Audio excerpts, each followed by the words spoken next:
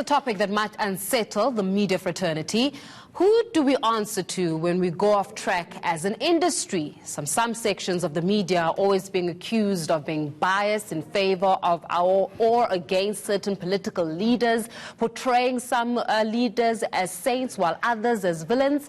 So what we decided to do is that we're going to have an in-depth discussion about this, and we're going to actually call each other out as the media. So to do this, I'm joined now by SANEF Executive Director Kate Skinner, Azola Taylor from Media Monitoring Africa, and Pippa Green from the SA Press Council. Thank you so much to the three of you for joining us this afternoon. Azola, I'm going to start off with you. I mean, looking at the fact that media has come under scrutiny of late, you know, and especially around the way in which we portray certain elements and certain stories.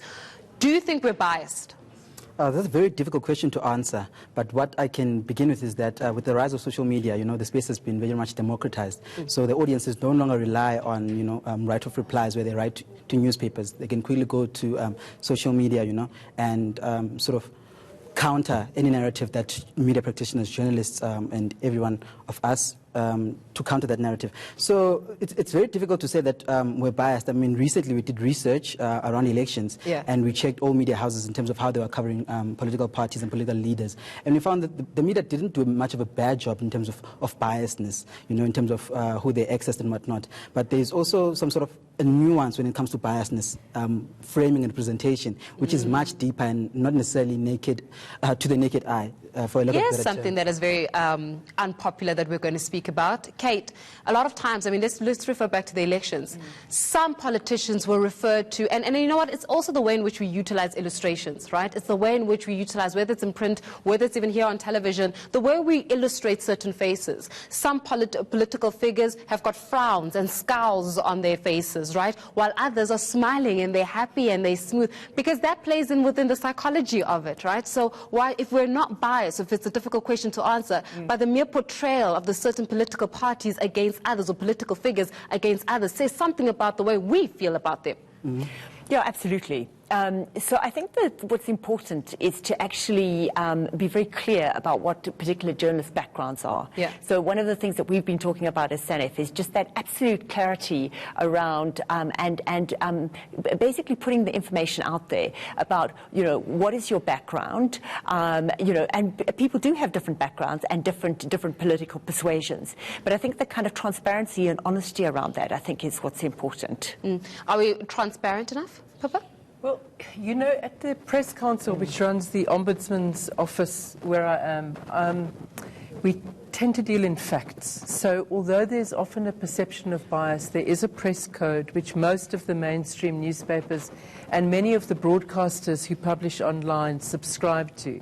And they're the key things. They reporting reasonably, truthfully and honestly. The right of reply. It's about, you know, hate speech is one of them. There's, you know, the press code is on our website, presscouncil.org.za. And people do complain. We get about 500 complaints a year. But one has to deal, the bias is often a perception. And if people complain about bias, you know, it's my job to have a look at it and to see whether in terms of the press code there's been unfairness.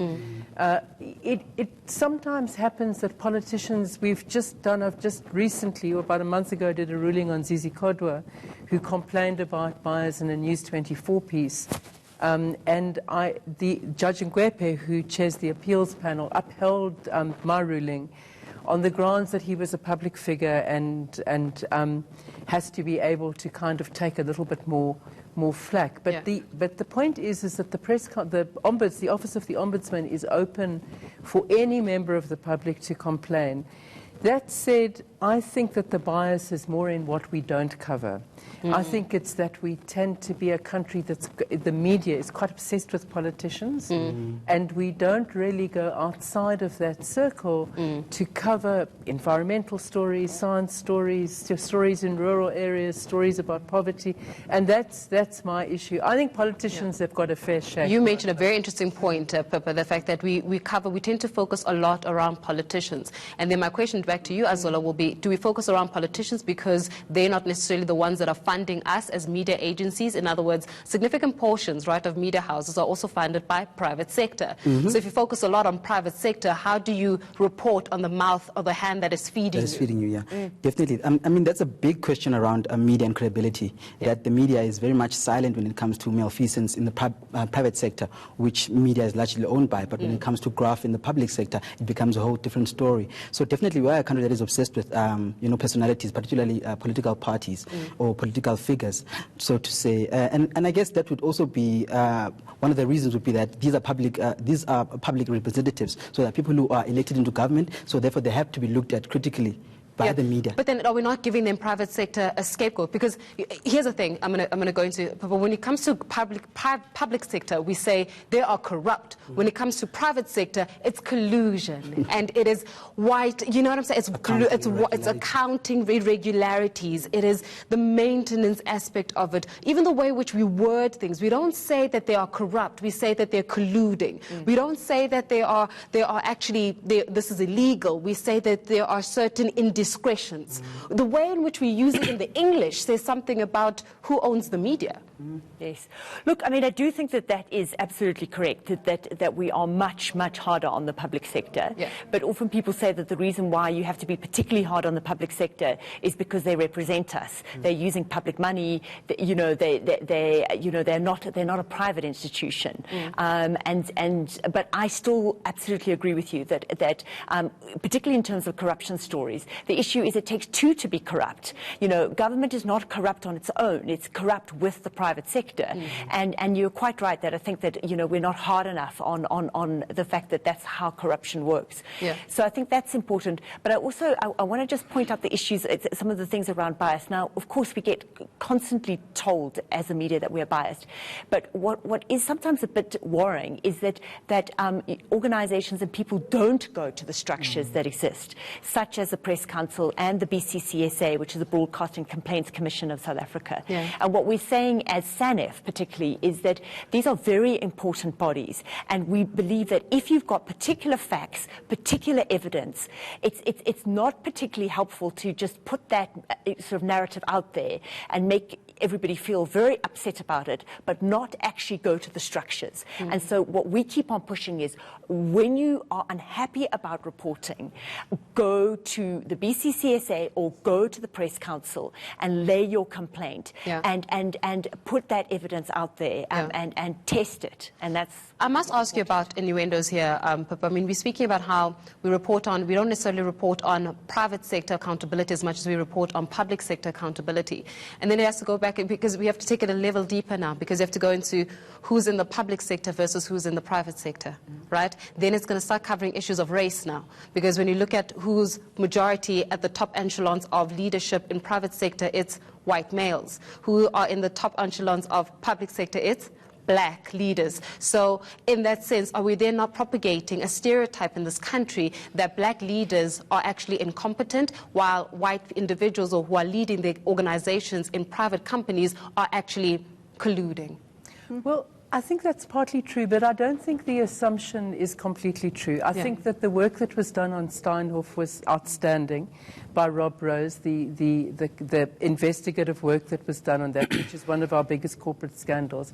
And I think that Kate's point is, the coverage of Old Mutual at the moment is wall to wall. I mean, it's not saying there's corruption, but there's clearly a problem in Old Mutual. Kate's point about there's actually is a difference between public money, your taxes and our taxes, and that are supposed to pay for services for poor people, and private money. There's quite a substantial difference. But I do see in the business pages of all the newspapers a lot of coverage done on the private sector. There may not be the rigor that is applied, but I think that covering where public money is spent is probably the primary duty of journalists. I don't know whether we do it well enough. I don't know who takes the monthly sheet from the Treasury website to see which money has been drawn down, which one can do, and where it's been spent. But I do think that it's It's an objective priority. And that said, that perhaps we need to sharpen up or expand our business coverage. I don't think we've got enough business reporters, although we've got quite good business reporters, to look at more into the private sector, because there are questions. Why are they not investing enough in South Africa? Why are they withholding cash? Yeah. Those kind of questions which are critical for the development of the country. Azol, I saw that you were also nodding profusely there at that statement. Yeah, well, I was agreeing with what people are saying. Necessarily that it is true that there's a difference between public and private monies, but I also want to make a point that what Kate has said, that the public sector is not on its own corrupt. You know, there is colluding between the private and the public. For instance, we know that PIC, you know, the Public Investment Corporation, invests in a lot of private companies, and we saw that also happening in VBS, where municipalities also you know, took municipal monies and put in VBS. So definitely, the public sector on its own is not corrupt on its own. So, but there is discrepancy in terms of coverage on public and private. And then what are we going to do, Kate, about journalists who continue to take money under the table? Because that's a big one, especially when it comes to the integrity of journalism in this country. I think that we need to start being able to have open conversations around when do we stop this trend of journalists becoming either too friendly or starting to take money under the cover, because that's questioning the whole integrity and bringing down the whole premise of journalism in the first place. Yeah. So, I mean, I do think that you're correct in saying that a lot of journalists are too friendly to politicians and people in power generally. And that's problematic, because you can't be too friendly. You have to have that distance in order to be able to report critically. The issue around taking money, I think, I mean, my sense is, I mean, we need to look at this more carefully, but that's more an isolated case. You know, so for instance, in the Zondo Commission, you know, various, you know, BOSASA claimed that they were paying journalists. But you know, my sense is that what we've got to do is look at that. And in fact, we've got this inquiry at SANEF into ethics and credibility issues. And one of the things we actually said to the judge and to the two panelists that are looking into these matters is, do look at this. You know, are we seeing, you know, brown envelope journalism, you know, money actually being paid? Tell us whether this is in fact a huge problem. Our sense is that it's not, but we don't know, and we basically said, you know, have a look at that issue. We have a sense that it's much more isolated, you know, cases. Yeah, Papa, I'm going to ask you a question. Is it okay for media houses to be involved in politics, and where do we draw the line, really? Because once you start getting involved in politics, it becomes a very dicey, tricky situation to find ourselves in. So where do we draw the line? Is it okay for media houses to be involved in politics? I agree with you. It's a tricky situation, and I think that because of our past, a lot of media owners have come from a past of, you know, sort of struggle politics or liberation politics. That said, I do think the line should be clearly drawn, which is why there should be a Chinese wall, as they say, between the owners and journalists. And I am one of those, I know there's a debate on this, but I'm one of those who think that journalists should not belong to political parties. And even if you do, if you support a political party, you should keep it very...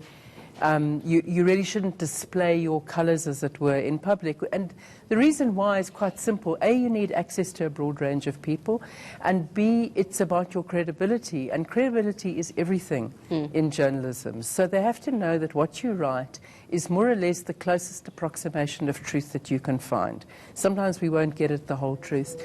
But I think the political investments, if you like, from media owners are problematic, and that's why you need to have newsrooms that are under editors that are separate from that. As we wrap up, I mean, the reason why we're even having this conversation is because we're going to have young, aspiring people who want to become journalists. And I'm wondering if journalism is starting to become attractive, especially with the rise of social media, where everybody's a journalist on social media. Everybody's breaking a story on social media, right? With this growing trend of social media and instant journalism, someone to go to school, study 4 years, make sure that they're top of their class, it's only to be incubated into a newsroom and have to undergo these kinds of questions. Is it even attractive enough? Why are we having this conversation? Because I want to know if a journalist should even aspire to be a journalist in the first place. I do think that it is quite valuable to actually go to journalism school, learn about, you know, the tricks of the trade, and then practice as a journalist, rather than opening a blog or opening up a social media account and, you know, moonlighting as a journalist. I mean, there are, you know, ethics and principles that you learn in journalism school and in the journalism fraternity that are quite essential, you know, in giving, in disseminating credible and quality information. I mean, in social media, we've seen a rise of disinformation, and on the same hand as the rise of, you know, so-called journalists, as you just said, now everyone is breaking a story on social media, but without any, you know, fact-checking or verification, or even sort of interviewing the people who the story is about. So I think there is quite a value in going to journalism school, and I think it is still attractive. I mean, I'm still very young myself, and I do see myself, you know, being in the fraternity for years to come. Of course, I'm worried about the current state that journalism finds itself in today, you know, around credibility, but definitely I think we should look forward to a brighter future. There's room for growth, there's room for development, and conversations such as this actually help us get to the next level. Thank you so much to the three of you for joining us this afternoon, shedding some light in terms of, you know, the state of journalism in South Africa. Sometimes we just got to do the right thing and call ourselves out. If we're not doing a good job, then we must say it as it is. It's not collusion, it's corruption.